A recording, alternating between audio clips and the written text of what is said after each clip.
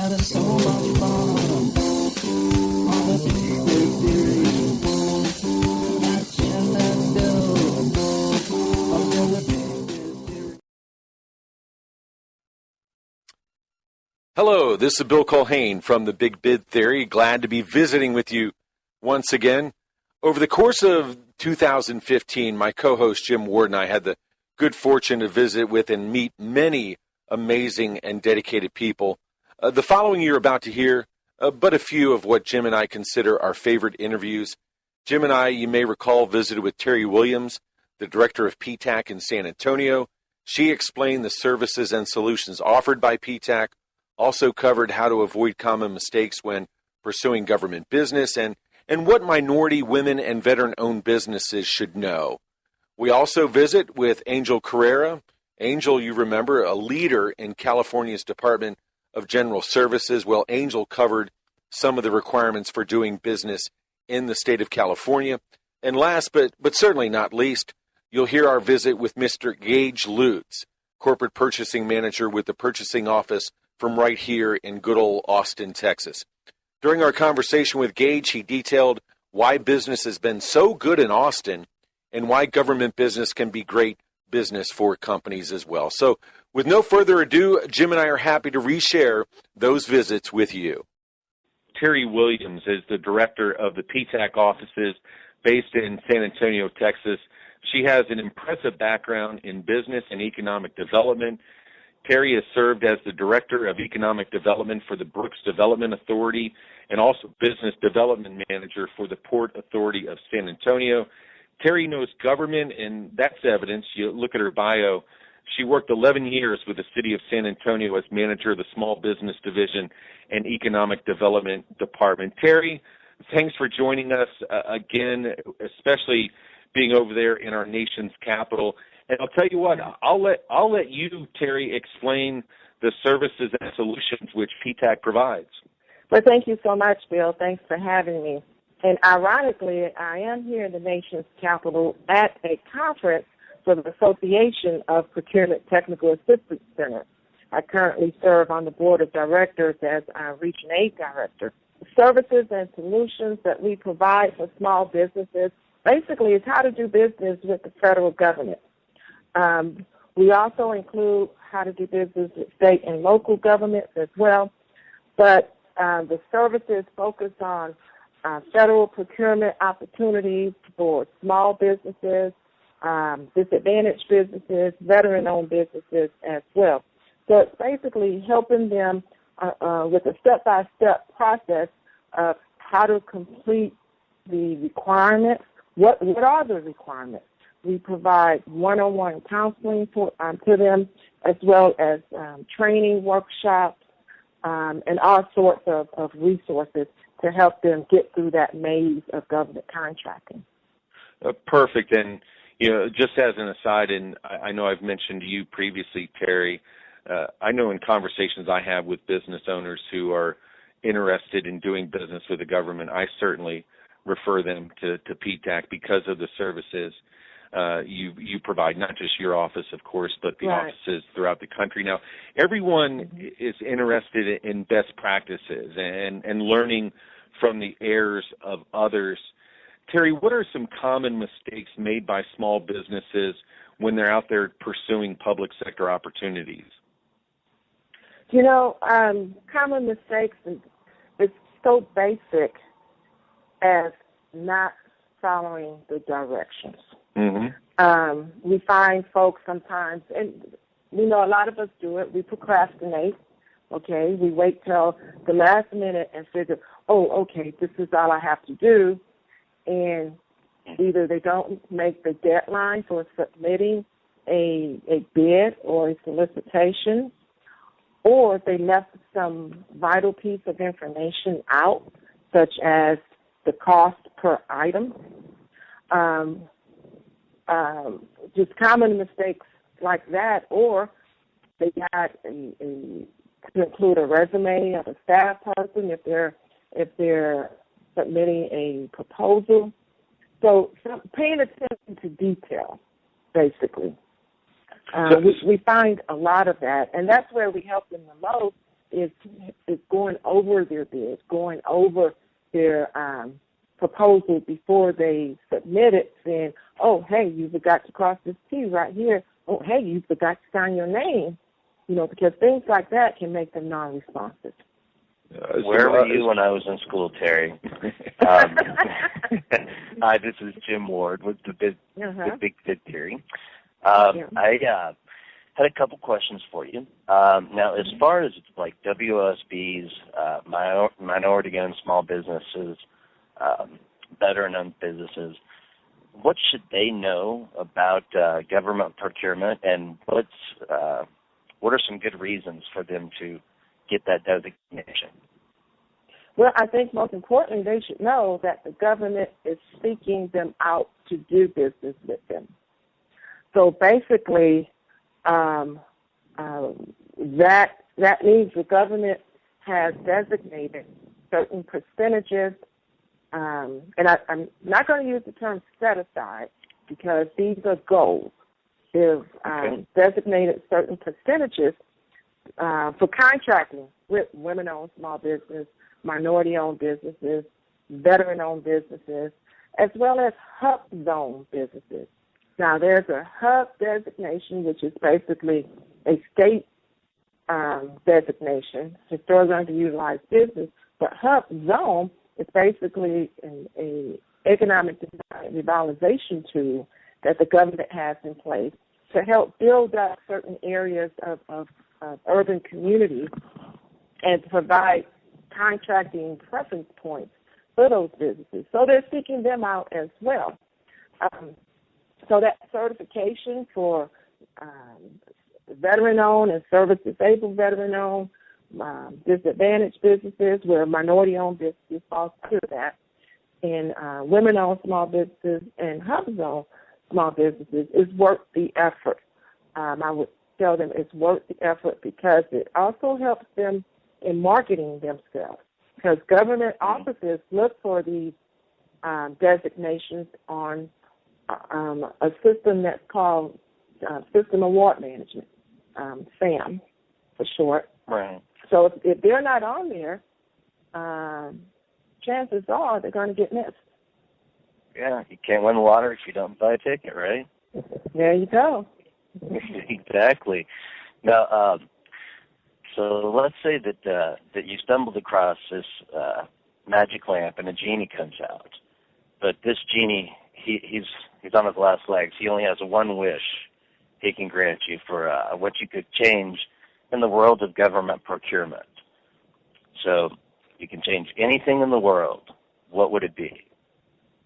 Wow, that's a good question. I know. It's a genie's fault. I know. Let me summon the genie here. I think I would probably change the the requirements, the amount of requirements, and I want to say paperwork, but everything's trying to be electronic, but that's, in my mind, just another form of paperwork, and everything's trying to be simplified and condensed. Right. However, there's still a lot of agencies out there that on their own system. So it's not good enough for a business to register on this system because, well, NASA doesn't use this system, but Department of Commerce uses this system. If I can get everyone, all the federal agencies, all the government agencies, one to utilize one system, maybe I'm dreaming. This is a dream, right? Yes, ma'am. But I think that would be very, very useful and significant for the procurement process. Good answer. Very, yeah, Terry. I was gonna say that's an outstanding. If you had one wish suggestion now. Yeah. So Terry, it's Bill again, of course. Now, if any of our listeners have additional questions, keeping in mind again, Terry's the director at the San Antonio offices of PTAC.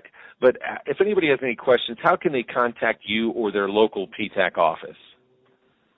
Great. Contacting my office, let me say my office services 17 surrounding counties of Spear County. Those 17 counties also include Travis County in the Austin area, Williamson County, and Hayes County, besides Spear and Atascosa and those.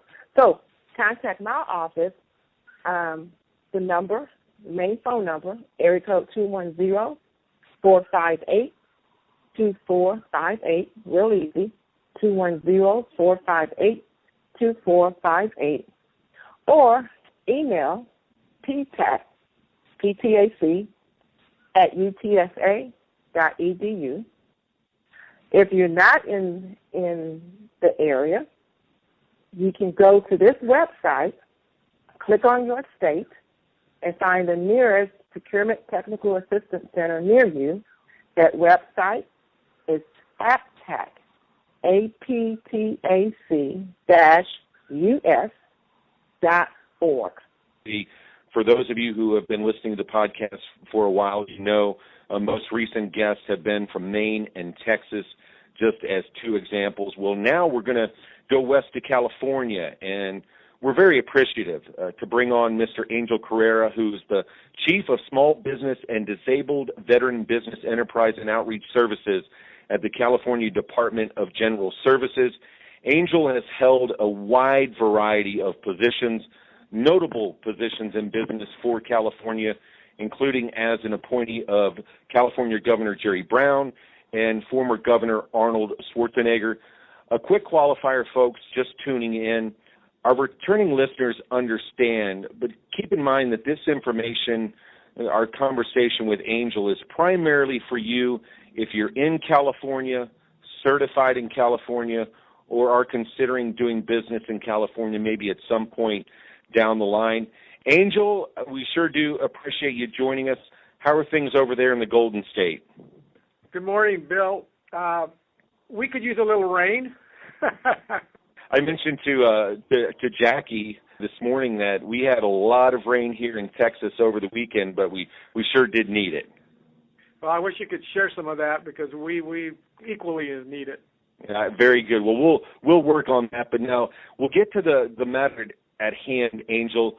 I'm a proud veteran of our nation's armed forces, served in the Air Force for over 9 years. So people who are working on behalf of our nation's best have certainly a special place in my heart. So our listeners understand your role, Angel, and that of your department. What services and solutions do you provide? Well, the California Department of General Services, we are the business manager for California state government. And in doing that, we have two special programs called the Small Business Program and the Disabled Veteran Business Enterprise Program. Those two programs are set to level the playing field, if you will, for California small businesses and disabled veteran business enterprises. So those two programs, I'm the branch chief and effectuating that program for all the state agencies of which California government has. That's approximately 200 different state agencies. And what we try to do is to ensure that small businesses as well as disabled veteran business enterprises get their fair share of the government contract spend. The state of California spends approximately $9 billion, that's a B, dollars a year in goods and services, and we want to make sure that 25% for small businesses get that fair share, and 3% of our disabled veteran business enterprise get their fair share. And that's my office is responsible to certify the small businesses and DVBEs to enable them to participate in our California contracts. I love hard targets because sometimes things are so subjective. So it's good to know that California, you have numbers. If I can ask you this, Angel, how is California doing as far as meeting those targets? That's a very fair and at the same time a very strong question. That I'm happy to say that last year the California state government achieved both their 25% small business participation goal as well as a 3% DVBE goal. I'm even more proud to say in the last 6 years, the disabled veteran business enterprise goal of 3% has been met by California state government. It's unofficial. I know I'm in public radio, but it looks like this year the state is going to meet their goal again for small business participation of 25%. Perfect. Congratulations. That's great to hear, and I know our listeners applaud you folks as well. To kind of change gears here, Angel, and our listeners understand some rules and regulations are standard, pretty much cookie cutter from state to state, but every state, of course, has their own requirements to do business in the state. California, I'm sure, is no different. What are a few requirements business leaders must know for small business and DVBE certification? Okay, for small business eligibility requirements, to be eligible for the small business certification, the business must meet the following criteria. They must be independently owned and operated. They cannot be dominant in the field of operation. The principal office is located in California, and owners or officers in the case of a corporation domiciled in California, together with their affiliates, can either a business with 100 or fewer employees and have an average annual gross receipts of $14 million or less over the previous 3 tax years, or a manufacturer with 100 or fewer employees. That's the small business eligibility requirements. Now, for the disabled veteran business enterprise, if you will note, I will not make any reference to gross annual receipts. That is only for the small business. For the disabled veteran business enterprise eligibility requirements, the DVBE, as we call that, DVBE, be at least 51% owned by one or more disabled veterans. And what the definition of a disabled veteran is that for the certification purposes, a veteran of U.S. military, naval, or air service has a service-connected disability of at least 10% or more as declared by the United States Department of Veteran Affairs or the United States Department of Defense, and they must be domiciled in California. Seems pretty straightforward. Hey, Angel, this is Jim Ward with the Big Bid Theory, co-host with Bill here. How are you doing this lovely morning? I'm doing well, thank you. Thank you for the opportunity to share this information with you both. Well, first off, let me say congratulations on meeting your numbers, because I know what they are nationally. Nobody meets their numbers. So to get that 3% for your DVBE is very impressive. So a couple questions here. First off, our listeners tend to be very plodding, if you will. Don't want to call them slow. But if you could just detail, I know you've gone over it a little bit, but what are the benefits of being certified in the state of California? Well, we have a number of benefits that we consider for our small business and DVB program. One of which is that small businesses receive a 5% bid preference, and and the state can offer up to a 5% incentive to DVBEs in a formal competitive bid process as well. As a California certified small business and or a disabled veteran business enterprise, their business is added to the Department of General Services database, of which state agencies in California can find small businesses or disabled veteran businesses enterprise as they have a need to solicit for bids. Also, small businesses are eligible under what we refer to as the Prompt Payment Act for higher interest penalties for late undisputed invoice payments. For instance, if a department is holding up a payment for a small business and it's undisputed and it's past the 45-day requirement of which we have to pay our small businesses, then when they do finally get paid, I don't even like saying that, but when they do finally get paid, they will receive a higher interest rate for the state holding up their payment. Also, the the state has what we call a California State Contracts Register, and that gives the small businesses or DVBEs electronic bid notices for the state's contract opportunities, as well as allows small businesses or DVBEs to post bids on the contracts register to whereby they can market themselves to potential prime contractors who may have a desire to use them as subcontractors on a given state contract bid. Okay. That right there alone, that's a very, very helpful feature, because I think I would say so many vendors that we come across with have to go that route and come under the person who wins the bid, and having that information hard to aggregate makes it very difficult on them. So, and I guess one last question. California right now, world's 8th largest economy, seems to be doing well. I know there's a lot of changes happening in Sacramento, but why is right now a good time for vendors to do business in the state of California? Well, we are blessed with our economy improving in the state of California, and as we go up and down the state in kind of the evangelists, if you will, and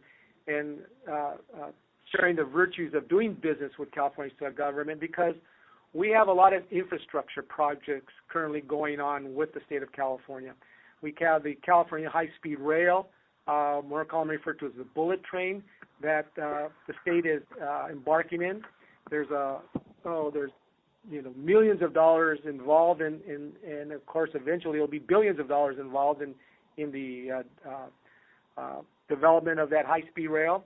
There's a number of Department of Transportation highway-related type projects, so infrastructure type projects with our Department of Transportation, the California high-speed rail, our Department of Water Resources with the issues of water and our levees and our storage of water, etc. Those are infrastructure projects that are going to be here to stay, and there's a lot of contracting opportunity pretty much from A to Z in those infrastructure projects. So it's not just limited to what we call construction, but there is a lot of public works projects in California. In addition, there's also a lot of information technology type projects in the state. So those lend itself to a number of IT related type procurement activity within the state of California. Very good. Angel, it's Bill Culhane back on. Folks listening to the Big Bid Theory, Angel Carrera is from the California Department of General Services. My co-host, Jim Ward, still on board as well. Angel, if anyone would like more information, how can they go about getting more info, contacting you? Because you've been kind enough to cover a lot of information, but how can folks do some follow-up? Surely. I like to share with the audience an email address as well as a telephone number. And these two pieces of information will help your audience with any questions they may have as it pertains to certification, one or both of the programs I've talked about, the small business or the DVBE program, or how to do business with California state government, and or I'm certified, now what? How do I navigate the state's purchasing process? We can be an answer to all those questions if your audience calls area code 916-375-4940. Again, area code 916-375-4940. And the email address is osdhelp@dgs.ca.gov.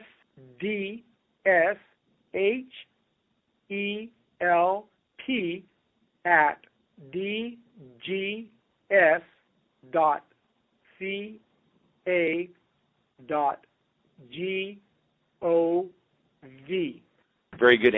Right here in Austin, not far from our studios, of course, the heart of Texas government is here in Austin. Many dedicated and talented procurement professionals not far away, including our guest, Gage Lutz from the city of Austin. Gage is going to visit with us to share some tips and talk about government procurement, obviously, as it specifically pertains to the city of Austin. Gage, when you and I visited earlier this morning, we talked about it. First of all, welcome to the podcast, but we talked about how some folks are breaking out the ice scrapers and snow boots, but here in Austin, we've got the warm weather. The ACL Music Festival wrapped up recently. It's a great time to be in Austin. Yes, it is, Bill. I look at your duty title. It says Corporate Purchasing Manager with the City of Austin Purchasing Office. What does that mean? What do you do? How does your office help business? Sure. Let me start kind of overall. So the City of Austin Purchasing Office is the office within the city that's responsible for the procurement of goods and services on behalf of the City of Austin. So that would involve purchasing for all sorts of different departments of different services and commodities, ranging from stuff for the fire department to APD to Austin Water Utility to Austin Energy. And so my specific role is I'm the corporate purchasing manager within that office, and my staff is dedicated to procure on behalf of Austin Energy. So ranging from all the different stuff at the substations to the power plants to the IT, pretty much anything you could think of that the City of Austin purchases would go through the purchasing office. And you folks stay busy, no doubt. Again, to look at Austin specifically, even though we've heard Rick Perry and now the relatively new governor of Texas, Greg Abbott, have talked about business and economic growth in Texas.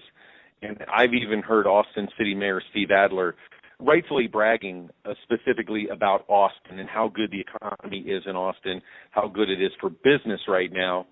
How's the city of Austin been able to pull that off when you look at some other regions in the U.S. and they're taking hits?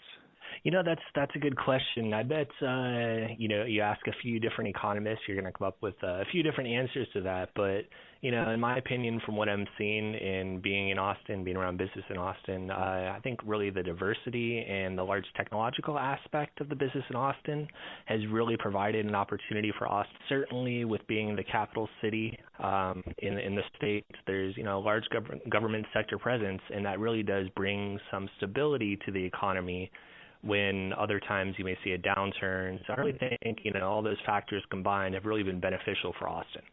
Sure has, and you were talking about the city of Austin, but I travel the I-35 corridor, and it's amazing to see the growth over the past decade or two.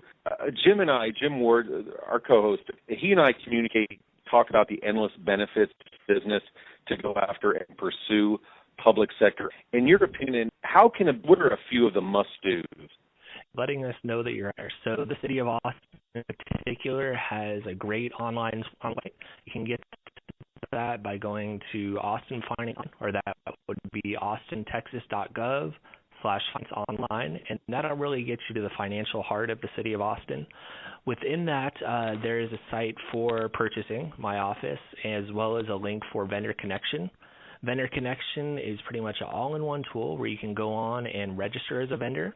You'll be asked to sign up for different commodity codes, and those are the different representations of the goods and services that we procure. And when you're setting up your account, if you sign up for the various goods and services that you're interested in providing, when we have a solicitation opportunity, you'll receive an automated email that'll go to your registered address that will let you know, hey, there's a solicitation opportunity out there. Click the link to see if it's something that you're interested in.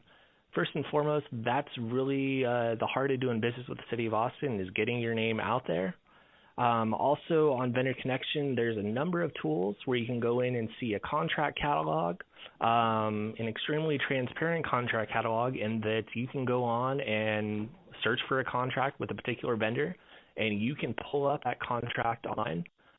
Negates the need to go through a public information request. It's all there online.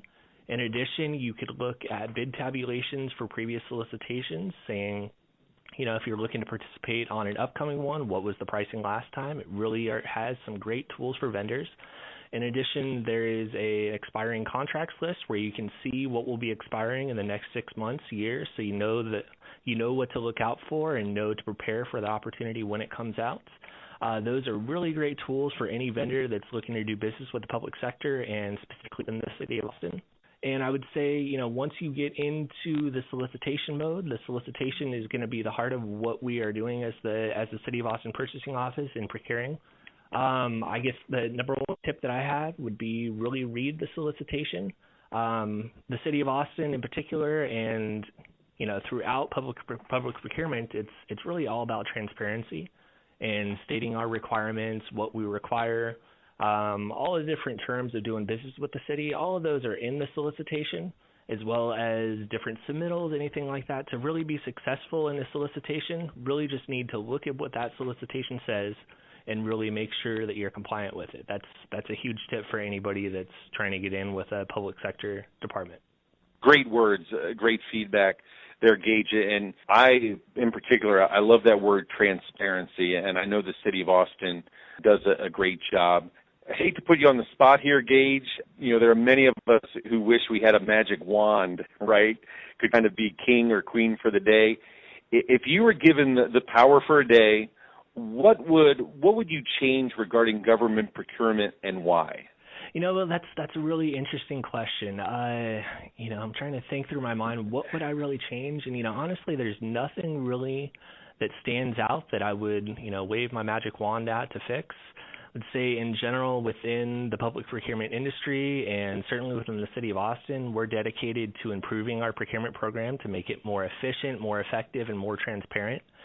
So really there are a lot of things that we can change and update on an ongoing basis, whether it's how our solicitation website is set up, accepting electronic bids, honing in our solicitations to where they most accurately represent what we're looking for. So while there's not really one thing that I would change, there's definitely a lot of ongoing improvements that we do at the city of Austin that really does improve our procurement process. Gage, thank you so much for visiting with us today, and on behalf of our Big Bid Theory audience, do appreciate you carving some time out of your schedule to visit with us. Well, thank you, Bill. I really appreciate the opportunity to be part of your show, and really do thank you. We're having so much fun on the Big Bid Theory.